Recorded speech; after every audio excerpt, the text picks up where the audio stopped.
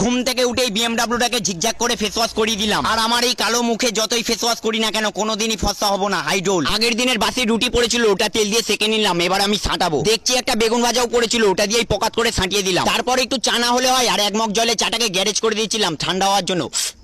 ঘর থেকে হনুমানের আওয়াজ পেয়ে বাইরে এসে দেখি 4-5টা হনুমান জাম্পিং জাপাং খেলছে। আর আমার মুখটা হনুমানের মতো দেখতে লাগলেও আমি হনুমান নয়, কারণ আমি চামচিকি। এখন ফোকটে রেশন আনতে যাচ্ছি, ভিড় থাকলে রিটার্ন পালিয়ে আসবো। রোডে উঠে ডিজাইন মারতে মারতে রেশন দোকান ঢুকে গেলাম। এই ফাঁকা কি ব্যাপার, সালা বন্ধ বন্ধ হয়ে যায়নি তো? না গিয়ে দেখে আসি একবার। না বন্ধ হয়নি, পুরোই ফাঁকা, মন পুরো ঝাঁকা নাকা। তারপরে মাছরাঙা চিহ্নে ভোটটা মেরে দিলাম। আর পেছনে একটা ভাই ইনস্টাগ্রামে রিলস দেখতে দেখতে হেলে গিয়ে শুয়ে পড়েছে। এখন চাল মাপছে, আর চাল মারার কোনো ব্যাপারই নেই, কারণ আমার চোখ সবসময় মিটারের দিকে থাকে। 5, 6, 7, 8 একটু মুখটা দেখে নি। না ছেলে ঠিক আছে, এভরিথিং ইজ হলুলুলু। ছোটবেলায় একটা পোলিও মিস করে গেছিলাম, বোধহয় এটা তারই ফল। আমার থেকে চালের ব্যাগের ওয়েট বেশি। চাল আটা নিয়ে বাড়ি ফিরছি, সামনে পুকুর, ডিজাইন মেরে ডান দিক মেরে দিলাম। আর সাইকেল তো আজকে ডান্সই করছে না, পুরো সায়েন্সের বাইরে। বাড়ি চলে এসেছি, আর সাইকেলটাকে আজকে ফেস ওয়াশ করেছি বলেই ডান্স করিনি। আর যদি করতো সালা আমাকে পুকুরে কুকুরের মতো ডাই মারতো তো। এনাও চুমু।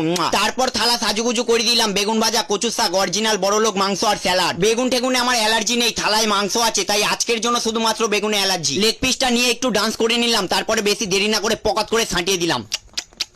অসাধারণ। সন্ধে হতেই বন্ধুর বাড়ি চলে এলাম। আধা ঘন্টা ধরে দাঁড়িয়ে আছি, আর মালটা এখন আসছে। আর একটু লেট হলে ওর গাড়িটা নিয়ে আমিই পালিয়ে যেতাম। তারপরে বেরিয়ে গেলাম। আর এটা চোর রোড নয়, এটা খুব ভদ্র রোড, তাহলে জানিয়াতে নয়, মাথায় করে ফোন নিয়ে যাবো। পাম্পে চলে এলাম, পেছনে মানে বাইকের পেছনে তেল ভরতে। আরে এবার দাও, আর বাইরে এক ফোঁটাও তেল পড়লে সালা পয়সা দেবো না। আর দাদাটার যে বিয়ে হয়ে গেছে এতে আমার কোনো সন্দেহ নেই।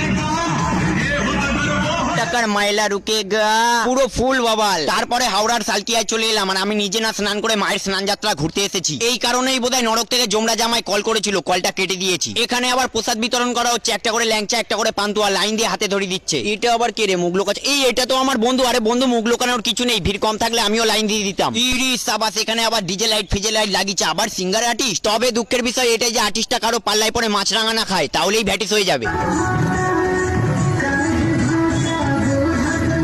ও জিও কাকা মাছরাঙাতে নয়, দেশি ভোটকায় আসক্ত।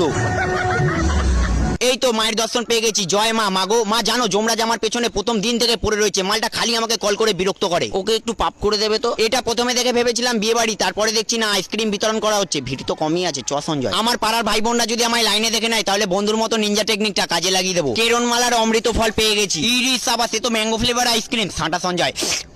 সামনে প্রচুর ভিড় ছিল, তাই পালিয়ে এসেছি। এখন যাচ্ছি মোমো সাঁটাতে। ফাস্ট ফুডের দোকানে চলে এসেছি। আর আজকে বাড়িতে রাতের জন্য কিছু রান্না করা হয়নি, তাই এখান থেকেই ছাঁটিয়ে যেতে হবে। প্লেট সাজুগুজু করিয়ে এসছে, 6টা মোমো ভূত, সাথে সস বস আছে। আর আমি এখনকার 3 পার্টিকেই এক জায়গায় করে দিচ্ছি। এই মোমো ভূত আমার হেভি লাগে, তাই বেশি দেরি না করে পকাত করে ছাঁটিয়ে দিলাম।